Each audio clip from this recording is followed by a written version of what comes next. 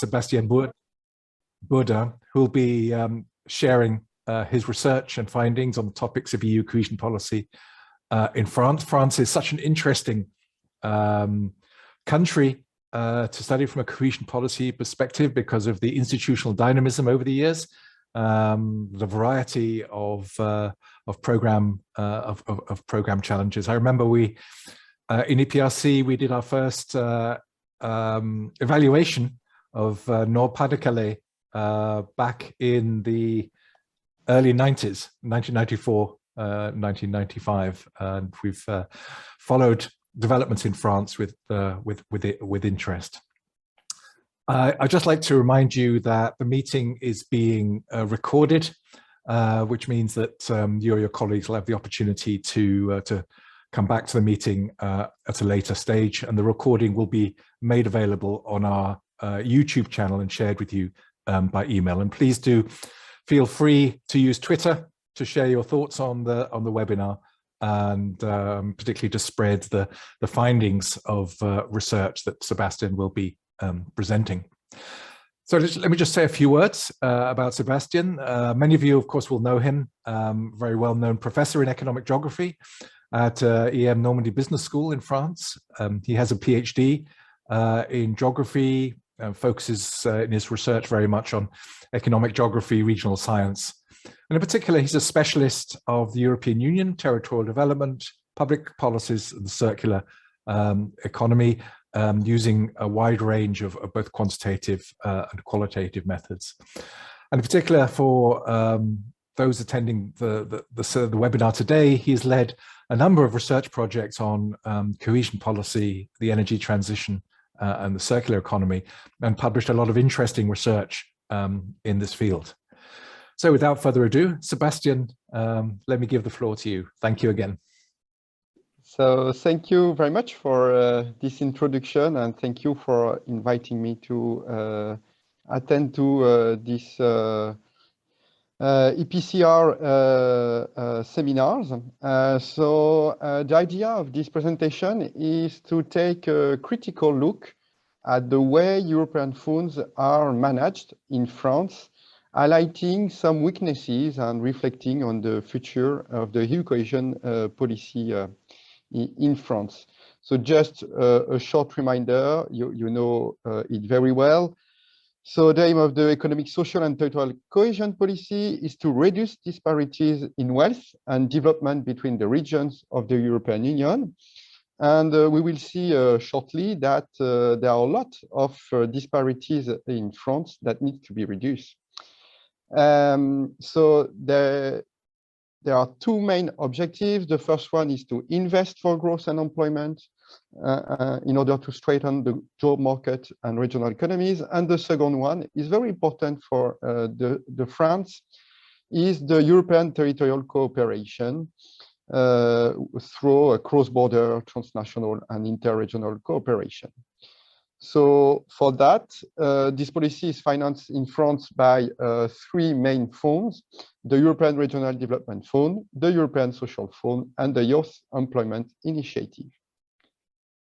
When we talk about the disparities in France, I just take here two examples. We can say that it is Paris and the French desert. I mean that there are a lot of disparities between regions in France, and more specifically between Paris and the rest of the country. And for example, when we look at the number of administration and business researchers and the share of researchers in the working population, we can see that definitely there are regions that are lagging behind, and more specifically the north one. And when we look at the second picture on the right, the number of patent fields, all technological domains combined, shows also that there are a lot of disparities between regions. And I'm not talking here about the disparities between the country, the metropolitan country, and the departments like Réunion, Mayotte, Guadeloupe, Martinique, that are considered as ultra-peripheral regions, and the disparities between the metropolitan country and these islands are very, very high. So for the 2014-2020 period, the France has received around 50 billion euros to implement this policy. And when we look at in the details, 8.4 billion euros were attributed to the ERDF fund, meaning that when we look at the breakdown by fund, the most part of the funds are dedicated to the ERDF. And when we compare to the previous period, 2007-2013, the amount of money that has been spent in France is quite similar. So as I mentioned before, what is very important in France is the cooperation between the different regions across Europe. And France has a lot of tiers with different countries. And this is the reason why the France has dedicated a certain amount of money to the European territorial cooperation objective. And now with the Brexit, it asks questions about the ability of the North regions like Normandy, Britain, and the Hauts-de-France to continue to cooperate with other regions that are located very close, like the English regions one. So as I mentioned before, when we look at the picture on the EU cohesion policy in France, it's quite balanced. Some regions are considered as transition regions, and they have received a certain amount of money. But the real disparities between that are existing are between the country and the islands of France, like Guadeloupe, Martinique, Guyane, and Réunion and Mayotte. And these regions are considered as the lagging behind and the least developed of Europe. So the idea of this presentation is to come back on the main challenges that France is facing when we are talking about the EU cohesion policy. And among the different obstacles that we have identified with other researchers in France, the first one is that there is no Ministry of European Funds, and definitely in France, there is clearly a lack of incarnation of the European Union. As there is no Ministry of European Funds, when we talk with French people and with business owners, and so on and so forth, and when we talk with them and ask, do you know the European funds? Do you know what is the EU cohesion policy? And most of them say, I don't know what is it. And for me, the European Union, it's too far from me. A second important issue when we talk about EU cohesion policy in France is that there is a total no political interest in EU funds. There is no look at what European finance next door or look at what Europe finance in your area of interest approach. I mean that I have an example. When I was president of the Normandy Badminton League, I was invited by a mayor to inaugurate a gymnasium that had cost 1 million euros. And I remember very well the speech of the mayor who, during the inaugural speech, said, I'm caricaturing, but it was almost that. Look at this magnificent gymnasium. It's thanks to your local taxes that we could build this gymnasium. And what he forgot to say in its speech is that the town hall had received 400,000 euros from the EU cohesion policy, and that without this money of the EU cohesion policy, probably the gymnasium would probably never have been built. And this is typically in France, most of the time, elected people, politicians, are not talking about how the EU cohesion policy is helping to develop the territories, to help the businesses, and so on and so forth. And another important aspect of the EU cohesion policy in France is that France is a net contributor, meaning that France is contributing more to the EU budget that is receiving EU cohesion policy funds. Another aspect which is very important is that there is definitely a French disinterest in the European Union. When we look at the last elections, European elections in France, in most of the departments in France, it was the Rassemblement National, so the far right party, that was arriving at the top in each department, meaning that there is clearly a French disinterest for the European Union. And the biggest challenge in France is to show the European dimension in the cohesion policy. Most politicians at the national level, especially those from the right and extreme parties, castigate the European Union and often speak negatively about it. And the consequence is a total lack of interest in European issues among the French, an indifference or even a rejection of the European Union.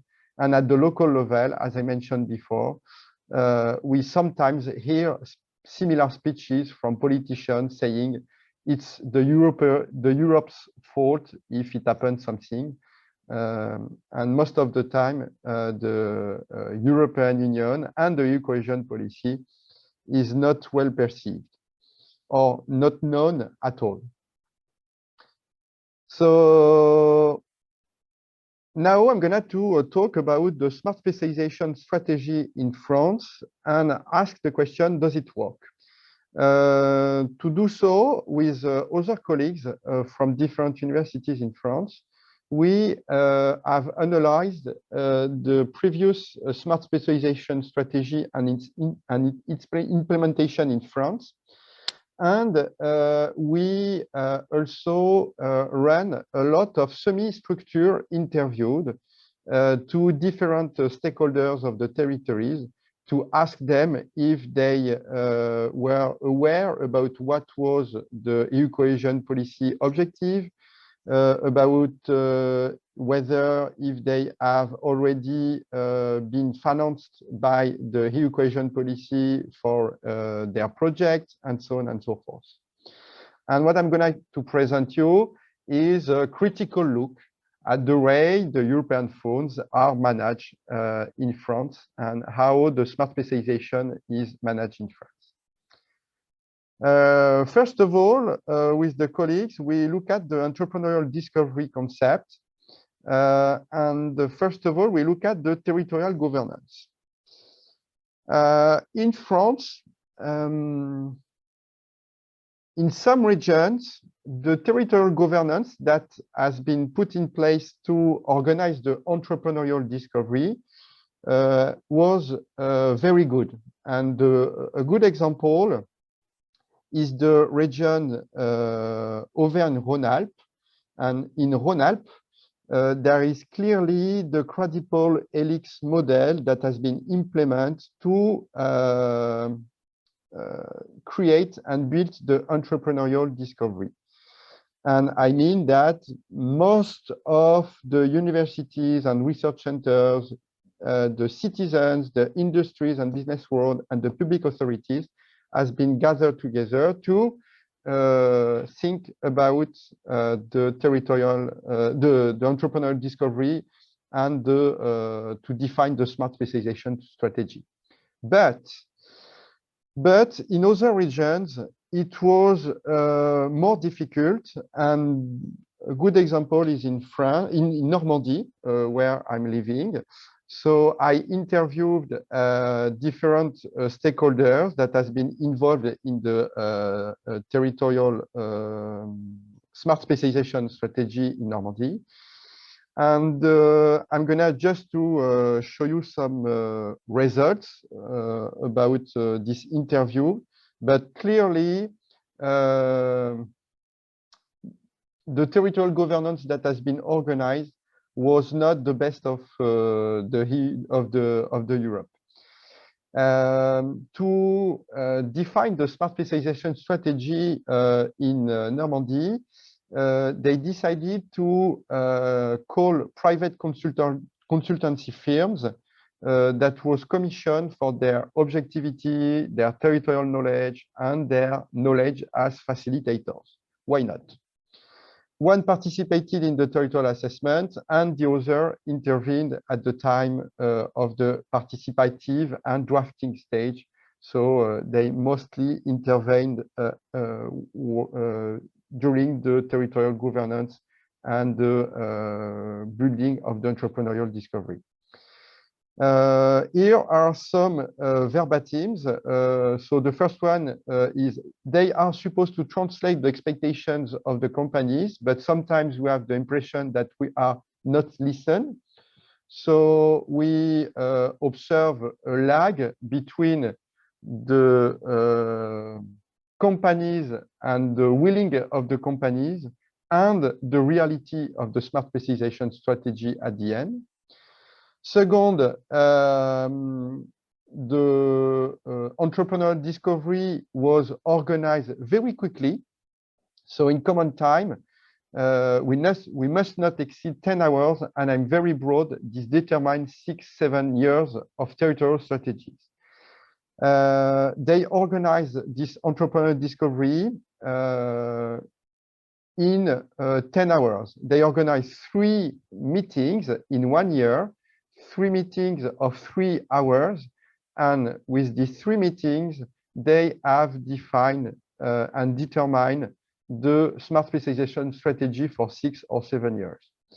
So this is critical, that comes from different businesses saying that it was too fast and we didn't have time to think and to have a real strategy. Another issue concerning the smart specialization strategy implementation is that in some sectors, companies are much more present, and it is easier to mobilize companies that we already know than those we do not yet. Meaning that sometimes we observed that the companies that were invited to participate to the entrepreneurial discovery was well-known companies that has been already funded in the previous period, and they didn't invited companies that were new, companies that were not aware about the European cohesion policy, and so on and so forth. And finally, they didn't invite the different sectors that were supposed to be invited at this entrepreneurial discovery. So it's quite biased, because the result of the smart specialization strategy in Normandy is not the good picture or the real picture of the reality of the different sectors and the different companies in Normandy. And finally, we had the feeling that on certain subjects, we were associated only to do well, but then we brought up the remarks. They were not taken into account as much as they should have been. And as I mentioned before, again, for most of the regions in France, there is a lag between what was decided during these different meetings and the final version of the Smart Specialization strategy. So this is a first assessment of the territorial governance. Now, another aspect that we look at with the other colleagues is that we look at also on the smart specialization areas of the French regions. So here is a synthesis of the different smart specialization areas that has been chosen by the different French regions.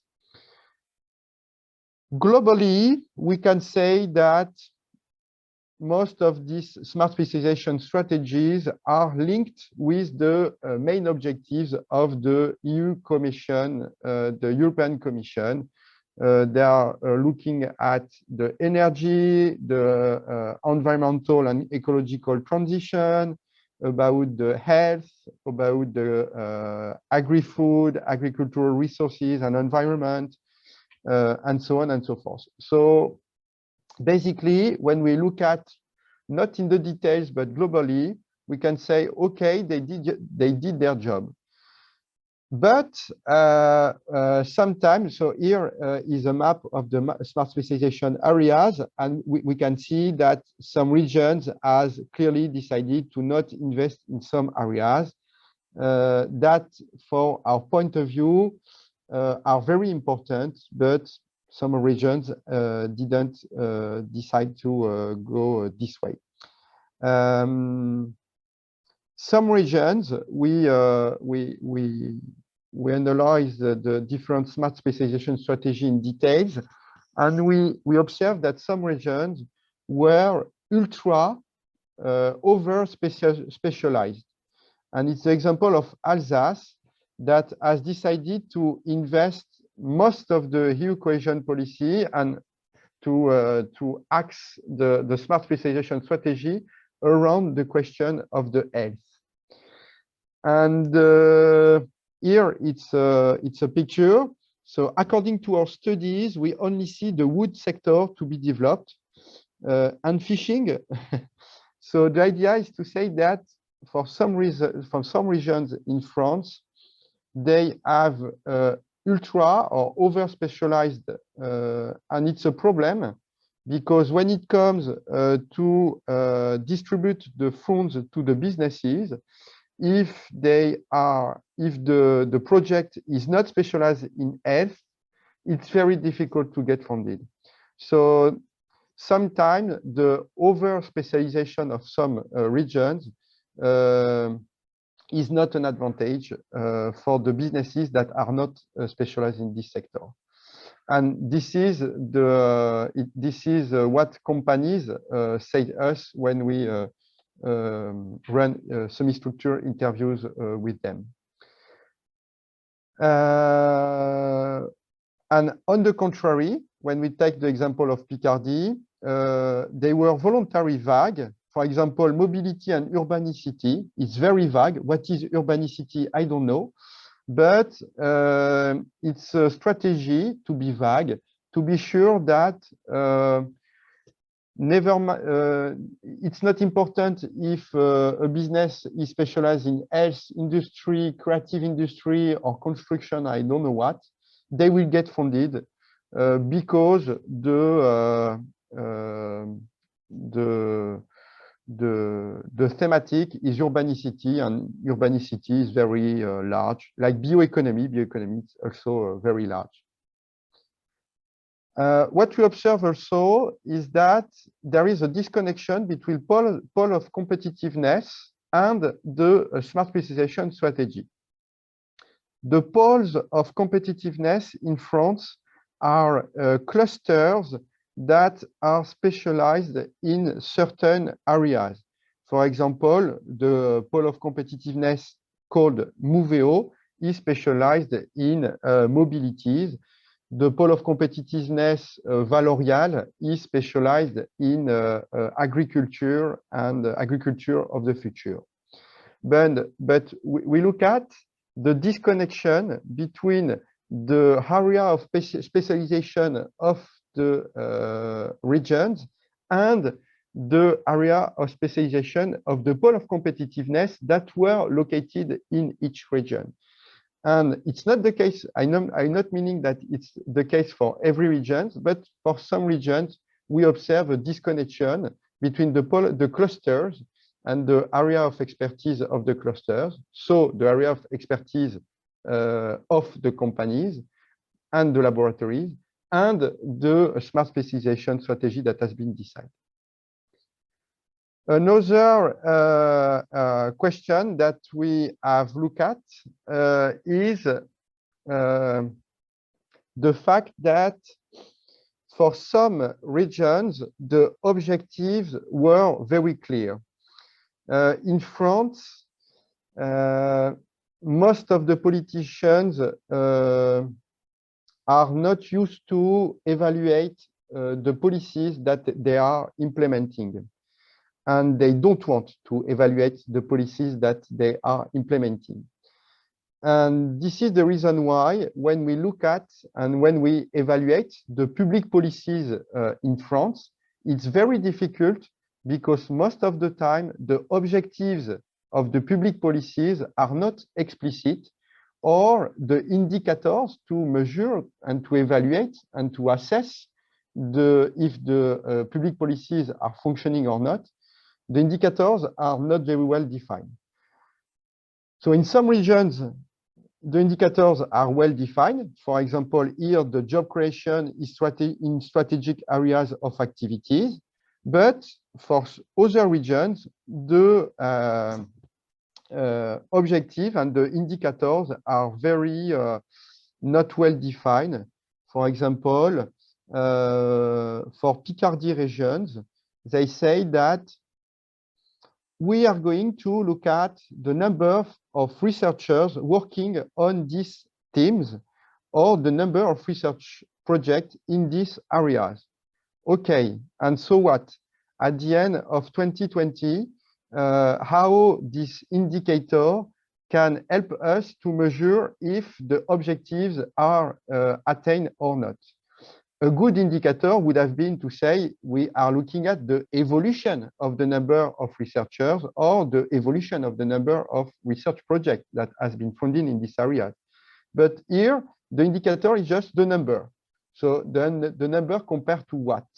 So clearly, in France, another question that is asked when we look at and try to assess the smart specialization strategy is that it's not easy because the indicators are not are very vague and are not very well set up.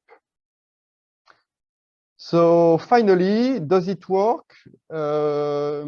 As I mentioned before, it's too restrictive drafting of the operational program strategy and implementation documents to meet the needs of companies and research laboratories.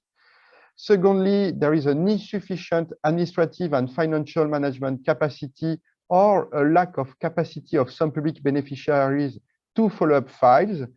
When we interview the companies, most of them said that it's very complicated to fill in the to fill in a project to be financed by the Europe. The files are very complicated to understand. It's very too hard to understand how to build a research project and get funded by the Cohesion Policy. But most of the time, this complexity is due to the complexity of the regions and of the France, because France, the state of France, and the regions are adding complexity to the complexity of the project of the Cohesion Policy.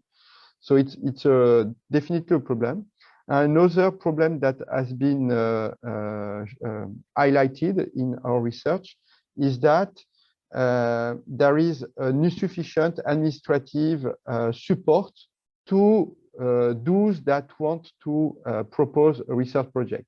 They feel completely abandoned, and most of the time they are not accompanied to be sure that their project will be funded.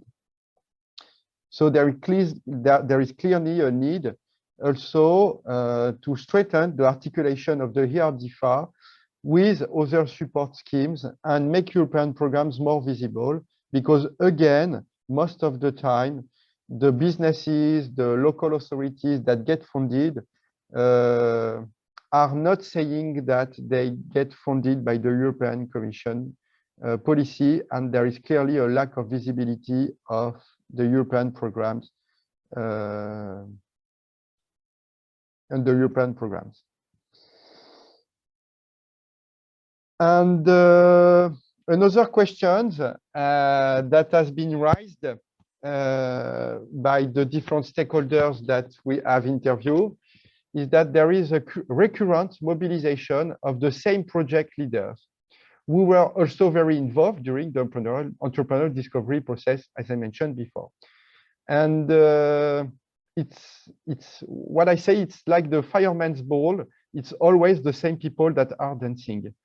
And when we look at who is funded in France, who received EU Cohesion Policy Fund, we mostly see that it's mostly the same people and the same companies and the same local authorities that get funded. And this is the reason why that with Fabien Gall, he will do a PhD to see and to analyze precisely who get funded, why organizations are not asking to get funded while they can be funded.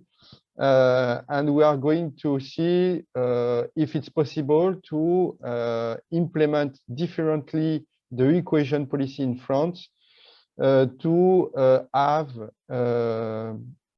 a greater possibility to different organizations to be funded. So this is clearly the objective of the future PhD of Fabien, is to look at who get funded, why they don't want to get funded by the European Cohesion Policy, and so on and so forth. And again, the construction of financing plans for companies that can be complex due to state aid regulations. There is a complexity of administrative and financial monitoring for SMEs. And at the end, as I mentioned, there is a clearly discouragement of small project leaders faced with the complexity of the process. And with Fabien, we'll look at this in the future. So which solution to have a better implementation of the Smart Specialization strategy in France? The solution has been given by one of the persons that I have interviewed. So an exercise like this is very technocratic. It is very complicated to make people understand the principle. Already the ERDF, there is one person out of 20 who understands what ERDF is in Normandy. And the solution is there is a real work to be done to popularize all this, so to make the EU Cohesion Policy more visible. And apart from companies used to manage ERDF and to understand what is going on, it would be necessary to go door to door.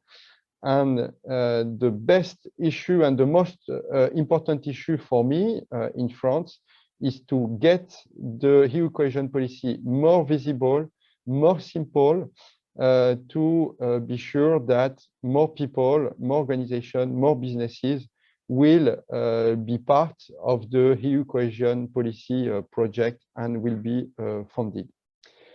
Thank you very much for your attention. And if you have any questions, I will be glad to answer.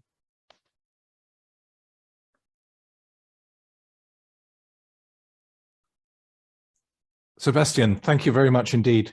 That's been a really interesting tour, starting with the big picture on French regional policy, going back to the Gravier quote from the 1950s. Although I was, in some respects, while you still have this big dominance of Paris, which in the equivalent UK context is referred to as London as the black hole, sucking in talent, creativity, and enterprise.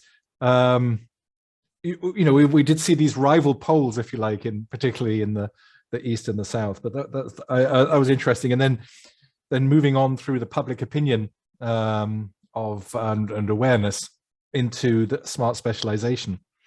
I thought it was very interesting that here we are in the coming into the 5th or the 6th program period for French regions, and in a sense we're still talking about some of the problems that have bedeviled the policy over the years. Engagement being restricted or restrictive, problems with strategic coherence between domestic and EU policy interventions, vague indicators for monitoring and evaluation, capacity issues of administrative capacity, and exclusion of some voices, important voices. And I thought particularly interesting was that one of the fundamental purposes of the S3 process is to challenge established thinking and to think about different ways of pursuing strategic development objectives. I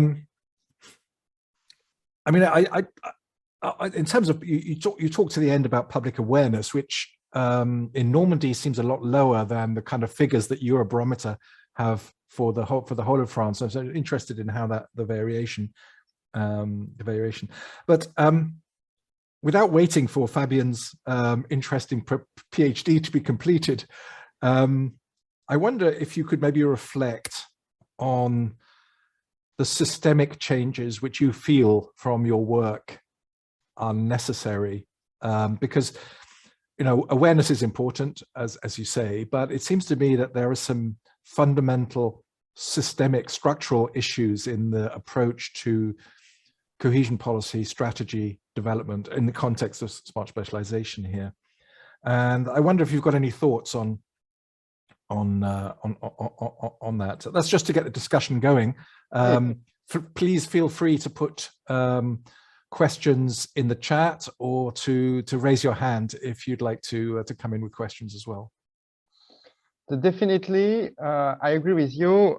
Cohesion policy reform should focus on addressing the underlying problems that you mentioned. And for me, fostering simplification is it's a big issue. If we don't foster simplification with stricter controls when the corruption risk is high, increasing the interregional focus, exploring synergies with other EU and national programs, all these things are very important. And the simplification, I know for 21-27, there is they made effort to have more simplification, but they made effort to more simplification at the EU level. But still in France, the national state and the regions are adding rules that are not simplifying the process. And at the end, the region and the national state, and most of the regions, say that, oh, it's the rules that has been set up by the European Commission that are too complex.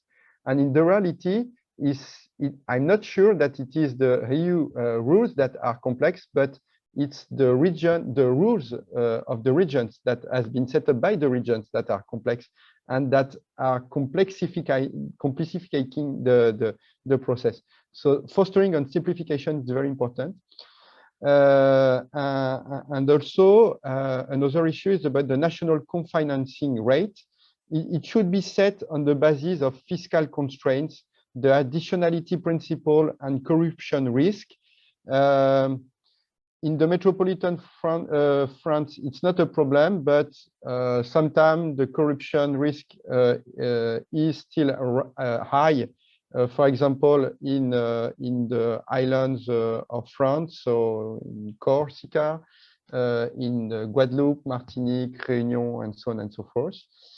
And there is also the importance of a locally led perspective that should be reconciled with our finding that centralized management works better. Sometimes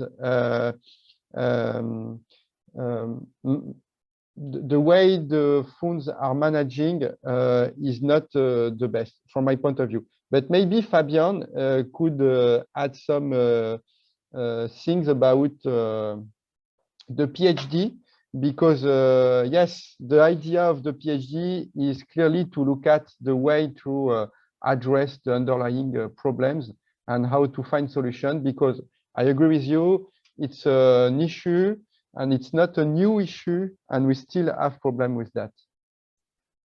Okay, thank you very much, Sébastien. Fabian, do you want to just, before we come to Serafin, he's got his hand up. Fabian, do you want to comment on that?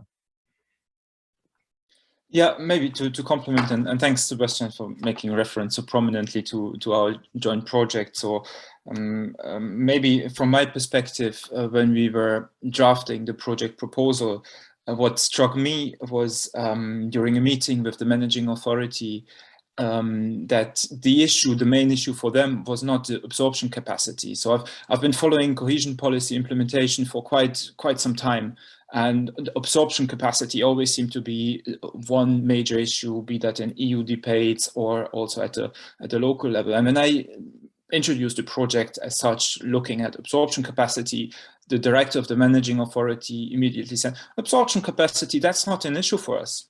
It's we might be late, we might have delays, but we'll always manage to get the funding absorbed.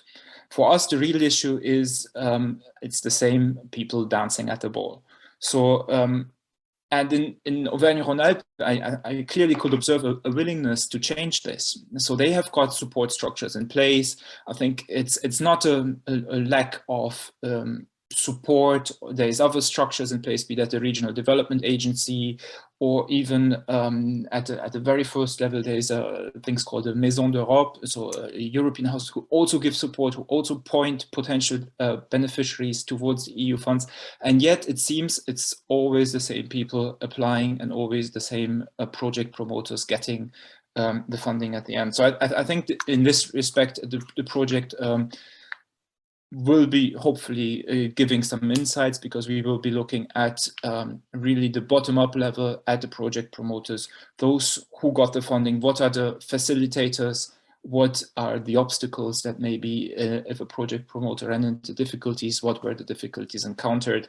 But also we aim to look at those who are eligible for EU funds, for cohesion policy, but in the end dropped out or didn't even submit an application. So we're trying to look at all these dimensions and then try to find really the factors, the facilitators, the obstacles for accessing EU funds. Okay. So I think that's just to complement from my point of view. Thank you, Fabian. There's some really interesting points there. By the way, just feel free everybody to put on your videos while we're in the discussion. But Serafin, good to see you. Over to you. Good to see you again. And the good thing of having to do it virtually is that I can attend these sessions more often than I was able to when it was held in Glasgow, which I did also. Just a couple of questions. I say that from today, just from Spanish perspective, if you want. I'm researching on some of these issues in Spain, and I mean, all the conversation from Sébastien, which I say hello. It's in Spain, people see France as an example because cohesion policy and the territorial structure originally came from France. I mean, a lot of the thinking came from there and even the territorial structure. So if seeing the same issues that that I hear in the Spanish side is like the France is not doing much any better in some respects. It's not very heartening. But I'd like to speak question you two questions. My French opposite numbers, like in my professional role, say they were very happy when in the current programming period the regions started being for the first time really the managing authority, not just the. But for what you're telling us, has not been any change. It's been a formal change, but not like a functional change. But I'd like you could elaborate on that. And secondly, and also coming back from the Spanish comparison, you know that in Spain there is a whole movement called Empty Spain, which is in a way it's like the Gilets jaunes, but without the arguments. But what I mean is that in cohesion policy is stemming a lot of discussions about the smart specialization in a very local context and through innovative territorial approaches. My question is whether in France you think that the tensions and the territorial issues on the Gilets jaunes of the last few years have spurred a similar debate on the positive front, not just on the demonstration front. I mean, just trying to find a comparison if there is between Spain and France on that. So any views on that are helpful. Thank you. Thank you very much for your comment, Serafin. Yes, for sure, regions are happy with the new programming because now the state imposes less things because they are the managing authority. So overall, it is better for the regions, and most of the regions that we have interviewed said we are happy with that, and it's definitely better. So clearly it's better than before for the regions. They have more power to decide what they want to do with the EU cohesion policy funds and so on and so forth. And concerning the second question, it's a very interesting question. With André Thor, we have submitted a paper on the Gilets jaunes to understand the Gilets jaunes movement, the Yellow Vest movement, and yes, when we look at the contestation movement and where the geography of the Yellow Vest, we can see that this Yellow Vest movement is taking place in areas that are located far from the metropolises. It's people that are paying their taxes and so on, that they are working and so on and so forth. And when we compare this geography of the Yellow Vest versus the geography of the extreme parties, it's very different, because when we look at the geography of the extreme parties, like Andrés Rodríguez Posé has mentioned before, it's the geography of the industrialization decline, etc., etc. But for the geography of the Yellow Vest, it's quite different. And for when we relate it with the smart specialization strategy of the regions, it's important to not forget the citizens. And for the Yellow Vest, an important issue is the question of the mobilities and the public services. And most of the arguments and most of the things that were raised by the Yellow Vest is that we are paying taxes, and in our territory, we are seeing and we are experiencing a closing of the public services. We are experiencing a public of the train station. There are no public services concerning the mobilities and so on and so forth. And they are complaining because they said we are paying taxes and we don't see any return on the local taxes that we are paying. And in this respect, when we look at the smart specialization strategy, I think that it's important to take into account these issues and to elaborate a strategy that is able to implement public services in territories that are left behind by the public policies, and to be sure that to not forget these territories to avoid any contestation. But it's very interesting, like me, I think that you read papers on the relation between Euroscepticism and the cohesion policy, Lopez, Bazo, and so on and so forth. And I think that it's a very interesting issue for the future when we are looking at and evaluating the cohesion policy, to see the extent to which can the cohesion policy can help to lower the resentment and the contestation of a part of the population. Okay, thanks very much, Sébastien. What you were saying there reminded me of the about accessibility. Reminded me of the work that ESPON has done on inner peripheries, inner peripherality, and Normandy features, I think, quite significantly in terms of poor indicators measures. We have a couple of points in the chat, one of which I'll read out, but one of which is from Mathieu Ducineau. Would you like to, you have some good practice that you refer to from the Netherlands about the relationship between EU cohesion policy and quality of government. Are you able to? Yes, you hear me? Yeah. Yes, we can hear you. Sorry, I have my internet connection is like a bit weak, so I won't put the video on. So thank you for the very interesting presentation, and it's always good to see there was like some French people working in this field. We are not a lot, so we see a lot of English, Italians, Spanish, and French are quite behind. No, just what I wanted to say, yeah, is to link that with the quality of governance at territorial level. And the thing is, like when we see when the region or a country do not invest in the public administration, you can have like tons of money from European cohesion policy. We have a problem. And it's really interesting. And I put the parallel with Netherlands because they have a very little EU cohesion money, and they manage to attract stakeholders in meetings. They even have to. I was in Groningen but before the pandemic actually, and they had to refuse and to limit the number of attendees in their meeting because there was like too numerous, and people were not coming for money but to meet the EDP.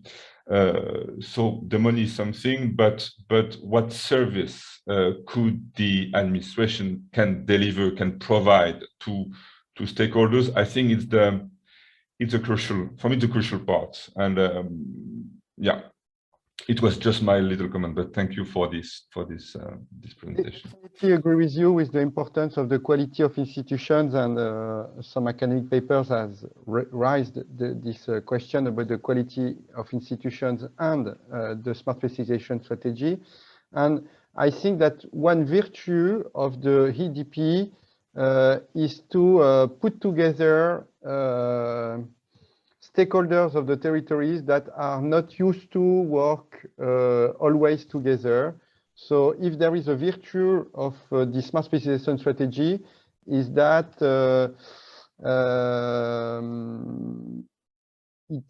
it forces, it obliges the laboratories, the businesses, the pole of competitiveness, the clusters, the citizens and the local authorities to work together to define a common strategy and a common vision. And if there is a virtue on the EU cohesion policy and the smart specialization strategy, is definitely this one. And yes, quality of institutions is very, very, very, very important. Yeah. Okay. And to answer to the other question of Sarah, so we try to interview managing authorities, businesses that had already received funding, others that are not, competitive clusters, directors of research laboratories and universities. So we tried to be as inclusive as possible. We didn't interview everybody, but we tried to be as inclusive as possible to have a big picture. So it's not perfect, of course, but we run like in Normandy we run like 20 interviews, between 15 and 20 interviews. In Hauts-de-France, something like 30 interviews, and in Occitanie, something like 30 interviews. So at total, it's like 19 interviews. And again, the idea was to have the biggest diversity of people to be sure that we have an overall picture of the situation. Okay, thanks very much. And thanks, Sarah, for that question in the chat. We know you're in the library, so you appreciate that.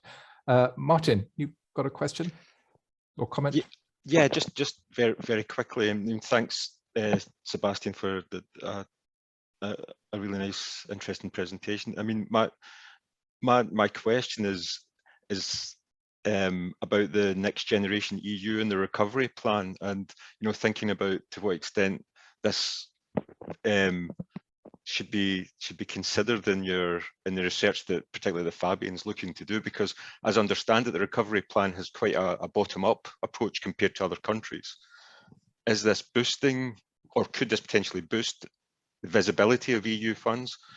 Is it a complicating factor? Could it create more capacity issues? Thinking about the coordination between cohesion policy and the recovery plan, and so on. So it was just to get your perspective on that. Thank you very much for this suggestion. Maybe it could be interesting with Fabien to look at the next generation EU. The fund is worth 750 billion, so it's a huge amount of money. Of course, I think it could be for the EU a good way to give more visibility to what you can do for the territories, for the businesses, for the local authorities. So I'm not sure that it will add complexity. For sure, it will give more visibility. But thank you for this suggestion. We will look at it, because it's very interesting to see the extent to which next generation EU funds will be helpful or not to manage better and to have more visibility for the EU cohesion policy. Thank you for this suggestion. Okay, well, we're at 12 o'clock now, but any final question or comment? Anybody's got? No. Okay. In that case, I think we'll bring things to a close. This has been a really fascinating discussion. I think it's challenged some of the perceptions, as Séraphine pointed out, of France in terms of cohesion policy, and I think it gets to the heart of, if you like, some of the structural and systemic issues that are clearly long-term in nature. And I think the investigation that you're doing, Fabien, in your PhD, I think will be really interesting. We'll have to make sure that we get you back at different times to track how things are going. Okay, thank you very much, everybody, for your participation in the seminar. Particular thanks to Sébastien for triggering an interesting discussion. Liliana, when is the next seminar webinar we've got in our series? Yes, the next webinar will be December 8th, and I believe that will be about territorial governance in Serbia. And of course, we'll send out emails about it. Okay, great. Thanks, Liliana, and thanks to you and Marie for the organization of the seminar. And we look forward to continuing this discussion in future fora. Thanks very much, everybody. Take care and goodbye. Bye-bye.